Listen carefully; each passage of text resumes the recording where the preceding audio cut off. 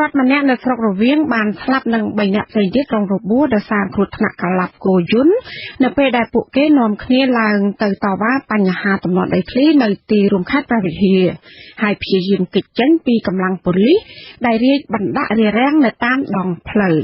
អាជ្ញាធរខេត្តព្រះវិហារបានដាក់ការសង្ស័យចំពោះការលើកគ្នាតវ៉ាបញ្ហាទំនាស់ដីធ្លីរបស់ប្រជាពលរដ្ឋថាអាចមានការដឹកនាំពីអង្គការក្រៅរដ្ឋាភិបាលចំនួន2ហើយដែលកំពុងធ្វើការងារនៅក្នុងខេត្តនេះចាសសូមស្ដាប់សេចក្តីរាយការណ៍របស់លោកហងសាយុទ្ធអំពីរឿងនេះសហគមន៍ទំនាស់ដីធ្លីមកពីស្រុកចំនួន7បានសម្រេចចាត់បញ្ចប់យុទ្ធនាការតវ៉ាទំនាស់ដីធ្លីនៅក្នុងទីរួមខេត្តព្រះវិហារហើយនៅរសៀលថ្ងៃពុធទី3ខែមិថុនាការបញ្ចប់យុទ្ធនាការតវ៉ានេះបន្ទាប់ពីកាលពីថ្ងៃទី2ខែមិថុនាប៉ូលីសបានរាយបណ្ដាក់កម្លាំងនៅតាមដងផ្លូវជាច្រើនកំណាត់ដើម្បីរារាំងប្រជាពលរដ្ឋមិនឲ្យចូលទៅទីរួមខេត្តបានគ្រប់ចំនួន 2000 នាក់ដើម្បីធ្វើសកម្មភាពតវ៉ាជាទ្រង់ទ្រាយធំទៅតាមការគ្រោងទុកទេស្ត្រីអ្នកតវ៉ាទំនាស់ដីធ្លីម្នាក់មកពីឃុំគូលែនស្រុកគូលែនក្នុងចំណោមអ្នកតវ៉ាជាង300នាក់ផ្សេងទៀតមានប្រសាសន៍កាលពីរសៀលថ្ងៃពុធទី3ខែមិថុនាថាពួកគាត់ជំនះលើកគ្នាមកពីតាមបណ្ដាស្រុកដើម្បីតវ៉ាឲ្យអាជ្ញាធរដោះស្រាយដីធ្លីដែលក្រុមហ៊ុនរំលោភយកកាលពីព្រឹកថ្ងៃទី3ខែមិថុនាអាជ្ញាធរខេត្តព្រះវិហារបានអនុញ្ញាតឲ្យតំណាងអ្នកតវ៉ាចំនួន20នាក់ចូលជួបពិភាក្សានិងដាក់ញត្តិទាមទារផង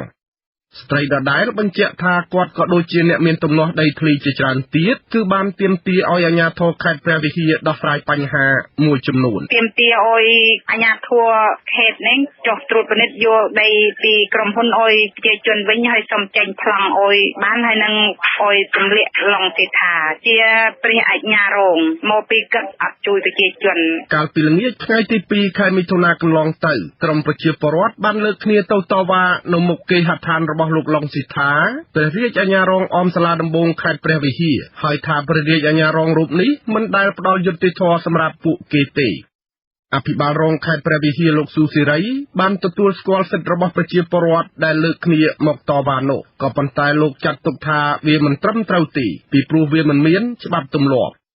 អភិបាលរងខេត្តព្រះវិហារដដែលបញ្ជាក់ថាទោះយ៉ាងណាអាជ្ញាធរមិនប្រងើយកន្តើយក្នុងការដោះស្រាយបញ្ហានេះទេគឺនឹងបង្កើតគណៈកម្មការគ្រប់ជំនាញដើម្បីចុះដោះស្រាយរឿងនេះឲ្យបានឆាប់ៗអាយដាមអាបាខេត្តគាត់កំណត់ពេលវេលាមួយនៅពេលក្រោយប៉ុន្តែនឹងឆាប់នេះបង្កើតគណៈកម្មការមួយដើម្បីចុះគ្រប់កន្លែងដែលមានបញ្ហាទាំងអស់មិនប្រងើយកន្តើយដោយខាងសារព័ត៌មានមួយចំនួនដែលនិយាយសុទ្ធតែថាអាជ្ញាធរខ្ញុំគម្រាមកំហែងអីមិនមែនទេគឺខុសហើយអាជ្ញាធរខេត្តព្រះវិហារបានដាក់ការសង្ស័យទៅលើប្រជាពលរដ្ឋដែលលើកគ្នាតវ៉ាបញ្ហាទំនាស់ដីធ្លីនោះថាគឺអាចសមាគមការពារសិទ្ធិមនុស្សអាត់ហុកនិងអង្គការពន្លកខ្មែរនៅក្នុងខេត្តនោះជាអ្នកដឹកនាំ